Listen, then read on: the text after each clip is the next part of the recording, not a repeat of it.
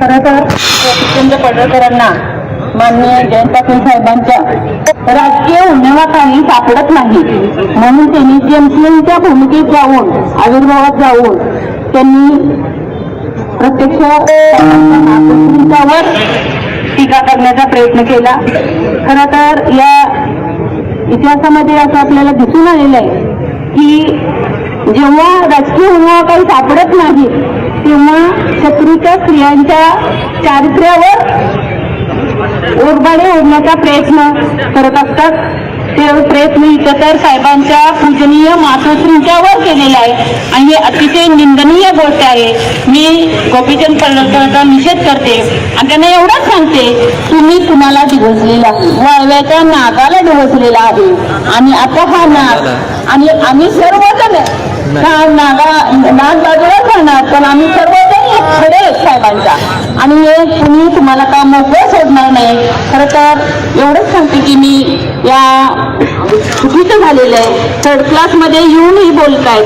आमच्या वाळ्याची एक वेगळी संस्कृती आहे की जी राजाराम बापूंनी घालून दिलेली आहे, जयंत पाटील साहेबांनी घालून दिलेली आहे। सगळं आज जे माणसं युवक बोलले ते त्यांची पोट त्यांची होती, तो राग होता आणि म्हणून रागाने बोललेलं आहे। एवढंच तुम्हाला सांगते की तुम्ही कुणाचं नाव काढले आणि आता तुम्हाला काय त्याचा पश्चाताप होणार आहे किंवा फळ बघायला येणार आहे ते तुम्ही सामोरे जावं आणि मी परत निश्चित करते।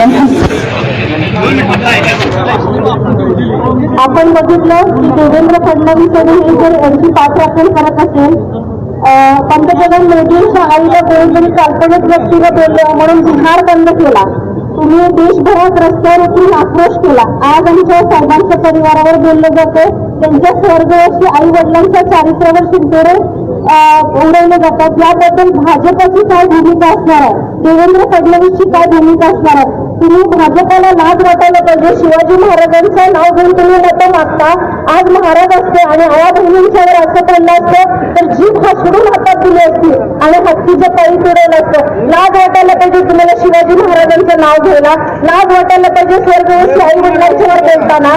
भाजप सरकार कुणाला पाठीशी घालते? आज मोदी रडताय की माझ्या आईला शिवाय दिला। आज सगळा सोशल मीडिया बघतोय की साहेबांच्या स्वर्गवासी आई वडिलांच्यावर काय बोललं जातं। हा रेबीज झालेला कुत्रा आहे, रेबीज झालेल्या कुत्र्याला काय करतात, कुठलं इंजेक्शन देतात हे माहित पाहिजे। मला वाटतं हे आंदोलन कुठल्याही प्रकारे थांबलं नाही पाहिजे, हे चालू राहिलं पाहिजे। गावागावात समित्या स्थापन करा, जिथं जिथं पडेल करेल तिथं तिथं हाकलून लावा। आंदोलन थांबलं, मोठमोठ्या नेत्यांच्या आई वडिलांना बोलताय तुम्ही, उद्या आया बहिणी सुरक्षित नाही, हा उठून पिसाळलेला कुत्रा कुणाला वाटेल तसं बोलत। त्या रेबीजच्या कुत्र्याचा बंदोबस्त केला पाहिजे। त्याला कुठल्या प्रकारचं इंजेक्शन भाजप देणार आहे, देवेंद्र फडणवीस देणार आहे की कोण देणार आहे हे निर्णय केले पाहिजे। आणि मुख्यमंत्र्याचा आणि या पूर्ण सत्ताधारी पक्षाचा मी जाहीर निषेध करते, ते फार चुकीचं आहे। फडणवीसांनी त्यांचा राजीनामा मागितला पाहिजे आणि असल्या लोकांना हकलून लावलं पाहिजे। राजकारणाचा स्तर एकदम खालच्या पातळीवर नेलाय।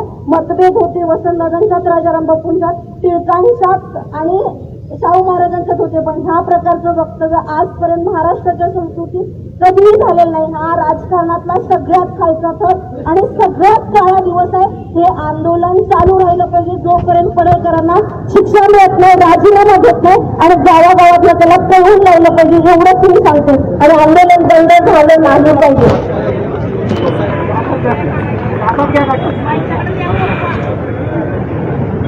आज आपण या ठिकाणी ज्या माणसाला श्रद्धांजली वाहिली आहे, अभावपूर्ण श्रद्धांजली, त्या माणसाचा पूर्ण निषेध आहे। त्याचं मी नाव सुद्धा तोंडात घेत नाही, मला अजिबात आवडत नाही त्याचं नाव घ्यायला। आणि मी प्रथम आपले मुख्यमंत्री त्यांचं अभिनंदन करते। तुम्ही म्हणाला अभिनंदन कशासाठी? मागच्याच वर्षी काही दिवसांपूर्वी या मुख्यमंत्र्यांनी मराठी भाषेला जागतिक दर्जा दिला, अभिजात मराठी भाषा केली असा ठराव करून तो जगाच्या स्टेजवर पाठवला। वा वा वा वा, काय मुख्यमंत्री साहेब तुमची अभिजात भाषा आहे, याला तोड नाही आहे। आणि तुम्ही काय त्या भाषेला उत्तेजन दिलंय की या सगळे प्राणी तुमच्या या विधानसभेच्या स्टेजवर बोलतात आणि त्यांना या भाषेची काय जाण आहे, तुम्ही त्यांना काय शिकवण दिली आहे। तुमच्याकडून दुसरी कसलीही अपेक्षा नाही। आमचे साहेब प्रत्येक वेळी 5 वर्षात कामाचा डोंगर उभा करतात आणि ह्या डोंगराला तोंड देण्याची, ह्या डोंगराकडे पाहण्याची सुद्धा तुमची लायकी नाही कोणत्याच मंत्र्याची कामाच्या बाबतीत, आणि म्हणून तुम्ही आपले वाटेल तशी भाषा वापरत असता. मी ज्या पंतप्रधानांना, देशासाठी प्राण दिलेल्या पंतप्रधानांच्या पत्नीला व्यवस्थितरित्या बोलता येत नाही, त्यांच्या संदेशाला तुम्ही काम करता, आणि काय दर्जाचं काम हे तुमचं चाललंय, कोणत्या भाषेचं चाललंय, हे तुम्ही स्वतःच त्याचं परीक्षण करा. कारण कामावर बोलण्याचा तुम्हाला अधिकारच नाही. तुम्ही काही कामच केलेलं नाही 10 वर्षात. कोणतं काम तुम्ही लोकांच्या पुढे मांडणार आहे? मग ही असली भाषा वापरून तुम्ही लोकांची डोके बिखरवता. ह्या आपल्या प्राण्यांना एका क्षणात हा वाळवा तालुक्याचा एक माणूस पुरेसा आहे. याला कशाला सगळा तालुका लागतोय? याला इथे ओढून आणून खरं तर पोस्टरला न मारता प्रत्यक्षात मारले पाहिजे, कपड्यानं हार घातला पाहिजे.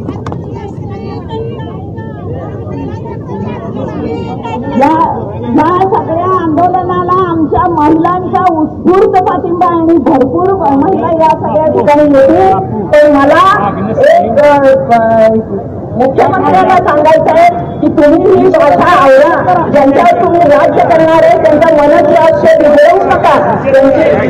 त्यांच्या पूर्ण आणि आधी पंतप्रधानांपासून मुख्यमंत्र्यांपासून सगळ्या वाईट बोलणाऱ्या मंत्र्यांचं पूर्ण निषेध आणि या गोप्याचाही पूर्णपणानं मला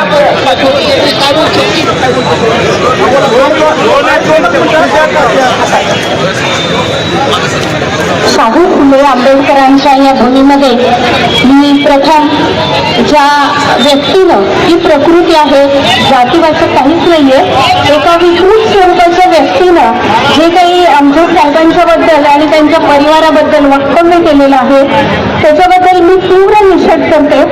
डॉक्टर बाबासाहेब आंबेडकरांनी आम्हाला संविधान दिलं, छत्रपती ह्या राजांनी मला ही संस्कृत महाराष्ट्राची जडणघडण केली. अशा महाराष्ट्रामध्ये मी लहानपणापासून पाहिलंय माझ्या बापांना, आदरणीय बापांना, ज्या बापांनी सुसंस्कृतपणा याचं एक मिसाल होते अशा राजाराम बापूंच्या पोटी जन्मलेले साहेब आणि त्यांचं कर्तृत्व खूप मोठं आहे. तरीही यांच्यावर झालेली अर्वाच्य टीका जी आहे त्याचा मी निषेध करते.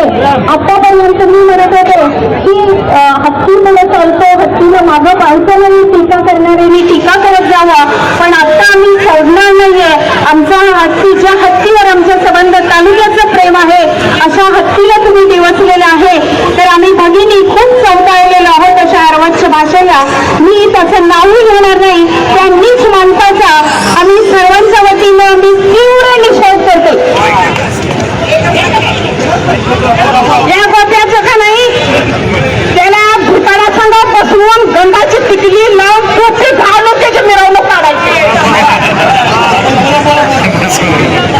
आणि मी एकटी बॉस आहे, त्याला फक्त परवानगीच द्या. एक महिला काय करू शकते? वाळवा तालुक्याचा जीव म्हणजे आमचे आदरणीय जयंत पाटील साहेब आज एवढी चैतन झाल्या आणि एवढा अट्टास करायची काही गरज सुद्धा नाही. फक्त मी एकटी बॉस आहे. त्या गोष्टीचा निषेध आहे, निषेध आहे, निषेध आहे. त्याला गावला गर्दन बसवला भट्टाळाचा गटकुपी घालून. त्यानंतर 3 शेवटची भाषण येणार आहेत.